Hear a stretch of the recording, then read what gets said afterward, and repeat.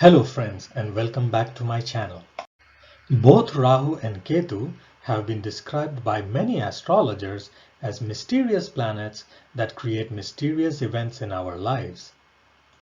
In this video, we will demystify Rahu and expose the secrets to understanding its behavior so that we can effectively manage its influence in our lives. So let's get started. First, let us confirm which sign is Rahu's own house. Some astrologers claim that Rahu rules both Virgo and Aquarius, while others claim that it rules Taurus. This is because Ketu is believed to rule Scorpio, which is on the opposite side of Taurus. Then there are those astrologers who claim that Rahu rules Gemini because its most powerful nakshatra, the Ardra nakshatra, resides in Gemini. In order to determine the correct house for any planet, it is important to follow a set of rules. Let us look at these rules. The first rule is that a planet will only ever feel at home in one sign. It might enjoy being in other signs, but that doesn't mean that it is going to feel at home in those signs. Based on this rule, Mars cannot feel at home in both Aries and Scorpio, Venus cannot feel at home in both Taurus and Libra, and Saturn cannot feel at home in both Capricorn and Aquarius. The second rule is that when a planet is in its own house, its influence on our lives is the least. This is because when a planet is in its own house, it is busy resting and rejuvenating itself and is closed for business. Based on this rule, if we obtain the results of a planet when it is transiting a particular sign, then it is not in its own house because it is open for business and is performing its duties of influencing our lives. The third rule is that the sign must reflect the planet's behavior. This is because the planet replenishes itself with this behavior when it is in this sign, in order to effectively influence our lives when it leaves home and opens up for business. The fourth rule is that only one planet can own one sign as its home. This is because each planet is unique. If two planets rest and rejuvenate in the same house, then they are going to behave exactly the same. Based on these four rules, let us analyze these four signs and determine the sign that Rahu uses for rest and rejuvenation. First, let us look at Taurus. Taurus is filled with the fiery energy of the stubborn bull that is filled with bile. A bull stands its ground and is inflexible. Unlike Taurus, Rahu is flexible in nature and not stubborn. Furthermore, Taurus is already used by Venus for rest and rejuvenation. Hence, this sign is not available for Rahu to use as its home. Next, let us look at Gemini. Gemini is a dual sign with dual personality that alternates with the changing situation. This energy certainly helps Rahu achieve its objectives. This quality of Gemini, in fact, makes it the best sign for Rahu to do its business. Hence, Rahu is quite busy here. In fact, the most transformative, world-changing events occur when Rahu transits Gemini. The Hiroshima and Nagasaki bombings, as well as September 11 in New York, occurred during this transit of Rahu and changed the course of history. Hence, we can safely rule out Gemini as its sign of rest and rejuvenation. Next, let us look at Virgo. Virgo is the sign of deep analytics. It is so intense that Venus, the planet of luxury, gets debilitated here. Rahu loves Virgo because this is where it creatively writes programming code and everything to do with technology. Virtual reality was invented when Rahu transited Virgo. While Rahu triggers world-changing events while transiting Gemini, when it transits through Virgo, it triggers world-enhancing events. Furthermore, as per Rule 3, we would need an Aries sign for Rahu to replenish its energy. Hence, we can safely rule out Virgo as its sign of rest and rejuvenation. And finally, let us look at Aquarius. Aquarius is the sign where fresh air is produced from the pouring of water. The sound of waterfall can calm an agitated mind. Aquarius is the sign of abundance, gains, friends, and followers, all the things that Rahu desires and influences. Here in Aquarius, Rahu can replenish itself with fresh, cool air needed to travel fast. It can reaffirm its commitment to achieving abundance, and it can lay the groundwork for its next trip. The iPhone was invented when Rahu transited Aquarius. Later, the VR was invented when it reached Virgo. And when it entered Gemini, we received smart earbuds and robotic dogs. Because Aquarius satisfies all the four rules, we can safely confirm that it is the sign where Rahu rests and rejuvenates. Hence, Aquarius is the own sign of Rahu. Now let us discuss the sign where Rahu gets exalted. Again, we have three signs that are believed to be strong candidates where Rahu gets exalted. In order to determine the correct sign of exaltation for any planet, it is important to follow some rules. Let us take a look at them. The first rule is that when a planet is in its sign of exaltation, its gemstone, food items, and colors can be worn by anyone without much side effects. This is because when a planet is in its sign of exaltation, it is not at its full power. It is like a rising sun where the light and warmth is available without the scorching heat. Hence, when Rahu enters its sign of exaltation, individuals will be able to wear amethyst and gomet gems without feeling the cold effect of these gems.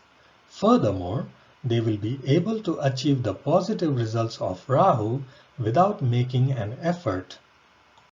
The second rule is that the element of the sign of exaltation is not the same as the element of the home sign.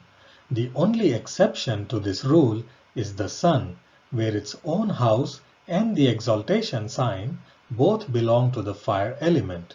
This is because the sun produces its own energy and doesn't rest or rejuvenate. The third rule is that the sign opposite the sign of exaltation should be the sign of debilitation for that planet. The fourth and final rule is that only one planet can be exalted in one sign. Based on these four rules, let us determine the sign of exaltation for Rahu from among these three signs. First, let us look at Taurus. As Moon is already exalted in Taurus, it cannot be the sign of Rahu's exaltation even if it fulfills other rules. Now let us look at Virgo.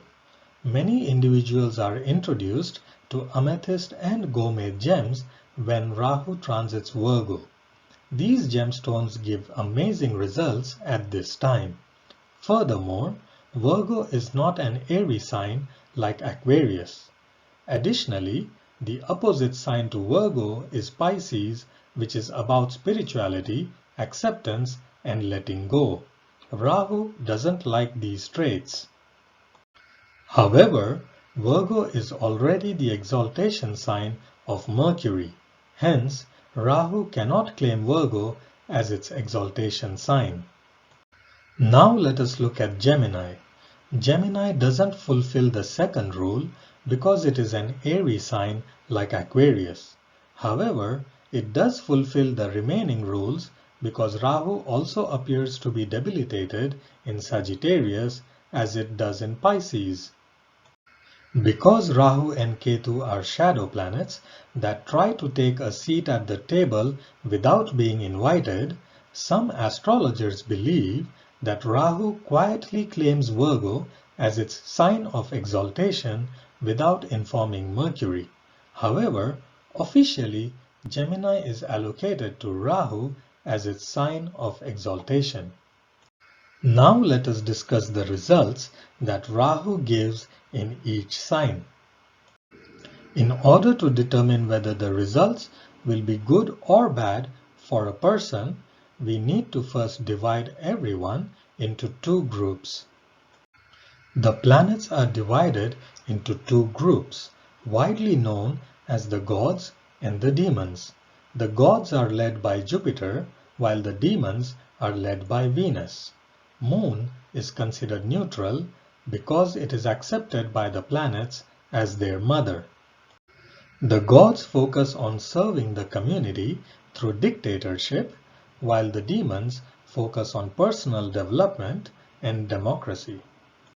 Based on this segregation, Rahu is a demon led by Venus.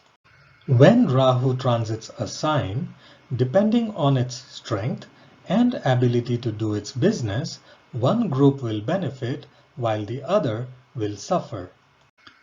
Individual results will vary depending on their moon sign as well as the planetary placements in the transiting sign that alter the energy of the sign. Furthermore, any aspects on that sign from natal and transiting planets will also affect the results. There are some simple formulae to predict whether Rahu will give good or bad results when it transits a sign. These formulae address any natal planetary placements as well as aspects on this sign but doesn't address any transiting placements and aspects. Consultation from an expert astrologer is required to determine the impact of transiting planets. The first formula is that if Venus gives good results when it transits a sign, then Rahu also does the same when it transits that sign, and vice versa. For example, if you receive good results when Venus transits Aries, then Rahu will also give you good results when it transits Aries. Similarly, if you receive bad results when Venus transits Aries, then Rahu will also give you bad results when it transits Aries. The second formula is that if Saturn gives good results when it transits a sign, then Rahu does the opposite when transiting that sign and vice versa. The third formula is that if Mercury gives good results when transiting a sign, then Rahu does the opposite when transiting that sign, and vice versa. With the help of these three formulae, one can easily predict whether Rahu will give good or bad results when it transits a sign. Now let us discuss the diseases related to Rahu. While Rahu amplifies diseases caused by other planets, here are some diseases caused directly by Rahu's energy. The central theme is excess wind. So wind in the head can cause migraines, claustrophobia, and hallucinations. And wind in the body can cause stomach cramps, muscle twitches, arthritis, nerve pain, premature ejaculation, and more. Now let us discuss the gemstones related to Rahu. Amethyst is the most powerful gem for replenishing Rahu's energy because it relates to the sign of Aquarius. If a person has a weak Mars in their chart, they must avoid wearing amethysts because they can attract accidents with fire. A weak Mercury can lead to stomach cramps, and a weak Sun can lead to chest tightness and blindness. Gomade or Hessonite is the second most powerful gem for replenishing Rahu's energy. It has fewer side effects than amethyst as it has some grounding energy. While the side effects of Gomade are the same as that of amethysts, they are a lot more milder and manageable than amethysts. Now let us discuss the metals that should be used for these gemstones. Silver will significantly amplify the freezing power of these gemstones and produce wind in the body. This is ideal to quickly cool down an overheated body. Gold, on the other hand, reduces the freezing nature of these gemstones and is ideal for individuals who already have a cold and stiff body but need the energy of Rahu. Panchadhatu and Ashtadhatu alloys are not ideal in Kali Yuga, where democracy and personal wealth are everyone's priority. These metal alloys are great for individuals who want to focus on spiritual growth. Now let us discuss the remedies for Rahu. First, let us discuss the remedies for amplifying Rahu's energies. Wearing Rahu's gemstones are the most powerful way to amplify Rahu's energies. Consuming Rahu's spices are the next best way to amplify Rahu's energy. Coriander leaves and coriander seeds are cooling in nature and they produce fresh, cold wind in the body when consumed. Now let us discuss remedies for controlling Rahu's energies. To reduce the exposure to Rahu's energies, one must avoid the sound of the whistling of pressure cookers and locomotives. One must also avoid the sound of flowing water as well as the sound of the ocean. One must wear a chocolate-colored cap on their head and a chocolate-colored bindi on their forehead. One must also cover their ears with cotton. And more importantly, one must also avoid the remedies for amplifying Rahu's energies that we discussed earlier. It is important to note that the diseases caused by Rahu relate to the amplification of Rahu's energies. Hence, when suffering from Rahu's diseases, it is important to use the remedies for controlling Rahu's energy. One may donate the remedies for amplifying Rahu's energies to those who need it. Donating a remedy to someone who doesn't need it will return to sender and hence can be dangerous. This brings us to the end of this video where we discussed all things Rahu to enable us to predict and manage its influence. I hope you found this video informative. Please feel free to watch my other videos on astrology, health, and well-being. Thank you.